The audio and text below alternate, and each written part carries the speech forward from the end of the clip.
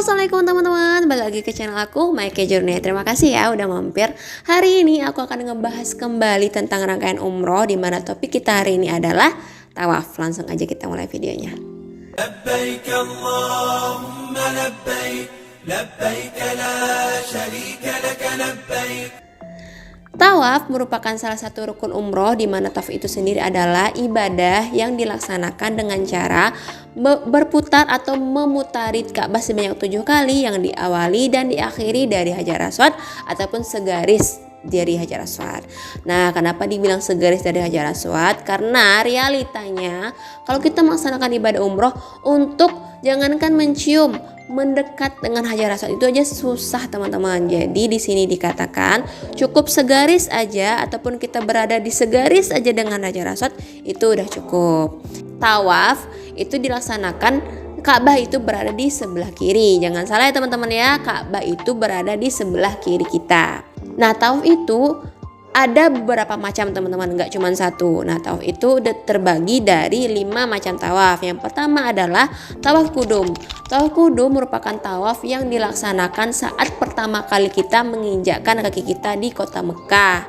Sejujurnya aku pribadi juga nggak pernah ya teman-teman melaksanakan tawaf kudum ini, karena saat umroh itu biasanya kita sampai di Mekah kita langsung melaksanakan ibadah umroh, jadi nggak sempat itu melaksanakan tawaf kudum. Jadi aku pribadi nggak pernah teman-teman ya.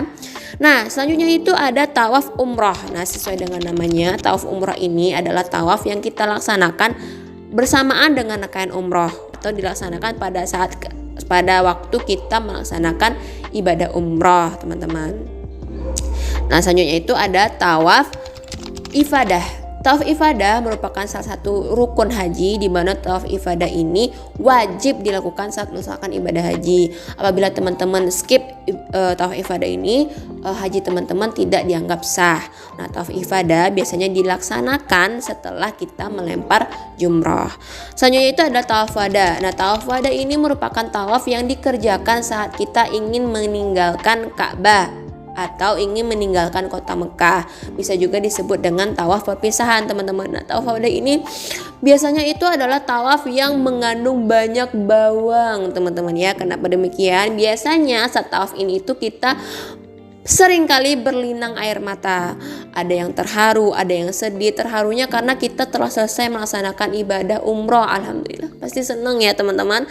Tapi sedihnya kita akan meninggalkan Ka'bah, kita akan meninggalkan kenyamanan, ketenangan yang kita rasakan selama ada di Mekah dan Madinah. Tapi bagi teman-teman yang mau ke Madinah berarti meninggalkan Mekah aja. Tapi tetap ya, namanya juga kalau udah ke Madinah itu kita udah berakhir tuh, udah menuju detik-detik akhir gitu kan. Kita akan meninggalkan tanah suci dan menghadapi kembali realita kehidupan kita. Tentunya pasti sedih, terharu, rasanya itu berat banget meninggalkan Ka'bah. Rasanya pengen lama-lama di situ, tapi realitanya kita harus kembali melanjutkan hidup kita ya teman-teman ya. Jadi itu tawaf wada adalah tawaf perpisahan. Selanjutnya adalah tawaf sunnah. Nah, tawaf sunnah ini teman-teman adalah tawaf yang dilakukan bebas. Tawaf yang dilaksanakan tanpa diikuti dengan sa'i, atau tanpa diawali dengan mengambil mikot, mengambil niat, tanpa adanya ihram. Jadi tawaf sunnah ini adalah tawaf bebas, ibadah bebas. Tawaf yang bebas dilaksanakan kapan aja, jam berapa aja, tanpa ada rangkaian umroh. Gitu ya teman-teman ya. Selanjutnya itu adalah syarat-syarat tawaf. Nah, syarat-syarat tawaf ini itu ada beberapa. Yang pertama itu menutup aurat, terhindar dari hadas dan najis. Selanjutnya berada di dalam Masjidil Haram. Tentu ya, nggak mungkin kita di luar Masjidil Haram, namanya tawaf mengelilingi Ka'bah. Ka'bah ada di dalam Masjidil Haram, nggak mungkin kita keluar dari Masjidil Haram ya kan. Itu syarat yang kedua. Selanjutnya itu adalah tertib ya. Jadi tertib dimulai dari Hajar Aswad dan diakhiri lagi dari Hajar Aswad, dan Ka'bah berada di sebelah kiri kita. Selanjutnya itu dilakukan dengan cara 7 kali putaran. Nah teman-teman, biasanya itu kan agak sulit ya, kita kadang itu karena kita udah, ataukah kita karena banyak pikiran kah, ataukah kita terlalu khusyuk dalam berdoa, atau enggak kita terlalu terbawa suasana, biasanya itu kita agak sulit mengingat berapa jumlah putaran tawaf kita. Jadi Untuk mengakalinya, aku dapat ilmu juga dari waktu manasik sebelumnya itu dikatakan kalau misalkan kita lupa dengan jumlah tawaf kita, cukup dilebihkan. Misalkan kita mikirnya ini 2 atau 3 ya, jadi dianggap aja 2, lebih baik lebih daripada kurang gitu. Selanjutnya itu adalah ketika tawaf itu harus di luar Ka'bah. Jadi tawaf ini kan kita mengelilingi Ka'bah teman-teman. Jadi ya posisinya di luar Ka'bah, nggak di dalam Ka'bah. Lagian kita juga sulit kan, kita juga nggak ada kesempatan, nggak akan mungkin nggak ada yang mungkin, nggak ada yang nggak mungkin di dunia ini. Tapi kita untuk masuk ke Ka'bah itu kayaknya sulit ya teman-teman. Jadi pelaksanaan tawaf itu di luar Ka'bah, bukan juga di Hijri Ismail, tapi benar-benar di area Ka'bah, di luar Ka'bah, seputaran Ka'bah. Selanjutnya itu adalah niat tawaf. Nah, kita melaksanakan sebelum tawaf itu kita melaksanakan niat, tapi di sini dikatakan sekali lagi ya, di buku ini teman-teman dikatakan kalau niat tawaf itu hanya diperlukan bagi jamaah yang akan melaksanakan tawaf sunnah sama tawaf wada aja. Untuk tawaf yang rukun atau tawaf kudum itu tidak perlu diikuti atau diawali dengan niat. Selanjutnya itu ada sunnah-sunnah dalam tawaf ya teman-teman. Nah, yang pertama hendaknya dilakukan dengan cara berjalan kaki tanpa alas kaki dan tanpa menggunakan kendaraan. Sunnahnya begitu ya teman-teman ya. Tapi kan qadarullah, ada sebagian kondisi, ada yang kakinya sakit, ada yang udah tua ataupun anak-anak.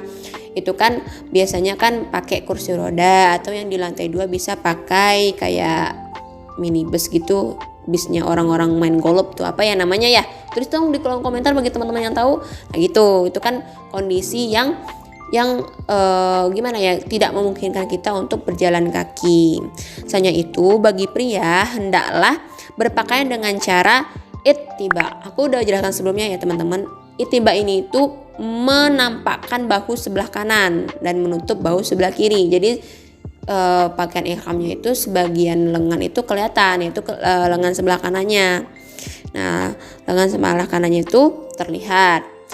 Bagi yang laki-laki ya, bagi yang perempuan jangan ngadi-ngadi. Bagi yang perempuan itu pakai pakaian selayaknya gimana muslimah gitu ya teman-teman ya. Nah, selanjutnya itu sunnah yang selanjutnya itu berlari kecil dari putaran 1, 2, dan 3 di antara rukun Yamani hingga Hajar Aswad.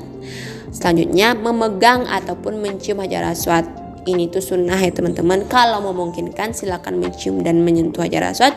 Apabila tidak memungkinkan, ya udah laksanakan sebagaimana mampunya aja. Membaca zikir dan disunahkan memperbanyak zikir saat melaksanakan tawaf. Selanjutnya itu dilakukan secara khusyuk dan juga khudu. Tetap merendahkan diri kita di hadapan Allah SWT. Khusyuk dan fokus teman-teman, jangan pikirannya kemana-mana. Kalau bisa sih aku sarankan saat ini itu teman-teman fokus aja tawaf, jangan live streaming, jangan update status dulu, jangan ngonten dulu. Maksud aku boleh bagi konten kreator, aku nggak nentang sih ya, aku juga konten kreator sih ya. Maksudnya teman-teman pasti paham lah, dipilah-pilah waktu yang saatnya dimana kita melaksanakan ibadah, saatnya kita melaksanakan yang lain. Nah, untuk teman-teman yang merekam ini pun kan nggak ada salahnya teman-teman. Siapa tahu dari rekamannya teman-teman, dari kontennya teman-teman terbesit niat orang yang menontonnya untuk melaksanakan ibadah umroh, itu kan pahala juga, nggak apa-apa. Tapi pintar-pintar kita, bijaknya kita membagi waktu, kapan saatnya kita ibadah, kapan saatnya kita istirahat, rehat atau refreshing atau lain sebagainya. Selanjutnya itu adalah sholat sunnah 2 rakaat. Nah, setelah tawaf itu disunahkan kita melaksanakan sholat sunnah 2 rakaat. Oke, selanjutnya itu adalah tata cara tawaf. Nah, tata cara tawaf ini teman-teman aku rangkum dari pengalaman pribadi yang aku dapatkan saat manasik umrah, ataupun dari mutawif yang mengajarkan kami waktu itu, ataupun dari ustadz-ustadz yang aku temui sebelum melaksanakan ibadah umroh. Dan juga aku rangkum, aku gabungkan dengan manasik umrohnya Ustadz Hadi Hidayat di YouTube channelnya beliau. Teman-teman kalau mau melihat langsung atau mau lihat lengkap cara jelasnya bisa langsung cek channelnya Ustadz Hadi Hidayat. Tapi di sini bagi teman-teman yang mampir di video aku, teman-teman bisa dengar dari sini ya. Nah, pertama-tama untuk melaksanakan ibadah tawaf itu kita berada di dalam tentu Masjidil Haram dekat dengan Ka'bah, pas di garis lurusnya Hajar Aswad. Pas di garis lurusnya Hajar Aswad. Nah, saat kita berada di garis lurus itu, kita menghadap ke Ka'bah, menghadap ke Hajar Aswad dengan mengangkatkan satu tangan ataupun kedua tangan, ya kayak gini. Itu bisa, atau satu semampunya teman-teman, lalu dibacakan Bismillahi Allahu Akbar.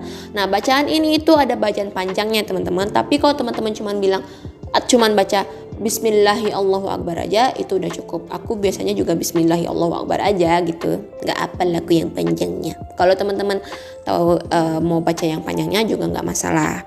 Nah, dari Hajar Aswad ini memulai tawaf, kita baca subhanallah walhamdulillah wala ilaha illallah wallahu akbar. Nah, kalau misalkan versi panjangnya bisa ditambah dengan wala haula wala quwata illa billah. Nah, bacaan ini itu cukup sampai makam Ibrahim. Kenapa? Nah, aku dengar dari Ustadz Hadi Hidayat itu alangkah lebih baiknya kita dari makam Nabi Ibrahim itu sampai rukun Yamani itu membacakan doa. Sebenarnya teman-teman dari sini juga boleh mau subhanallah walhamdulillah wala ilallah wallahu akbar sampai rukun Yamani boleh.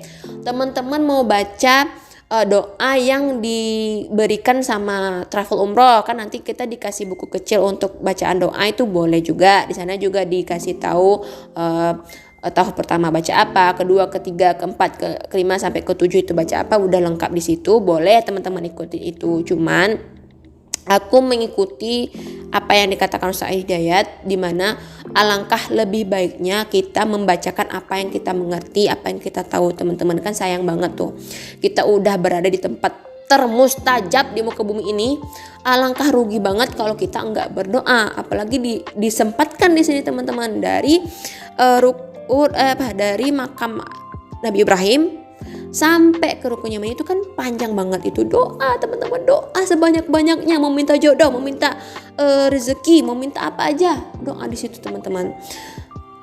Kalau kita doa dengan apa yang kita mengerti itu kan lebih khusyuk, lebih kerasa tuh kita berada di hadapan Allah nih. Nah, lebih insya Allah semoga langsung dikabulkan sama Allah.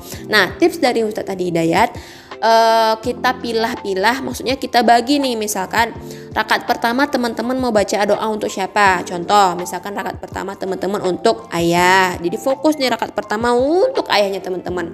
Rakaat kedua untuk ibu, rakaat ketiga untuk adik atau saudara, rakaat keempat untuk suami atau istri. Nah, disusun lah itu teman-teman doanya 1 sampai 7 putaran. Nah, ini tuh juga bisa jadi pedoman kita untuk menentukan rakaat ini masih rakaat pertama nih karena aku masih doain ayah. Oh, ini rakaat kedua nih karena aku doain ibu. Nah, gitu, itu juga lebih gampangnya ya teman-teman ya.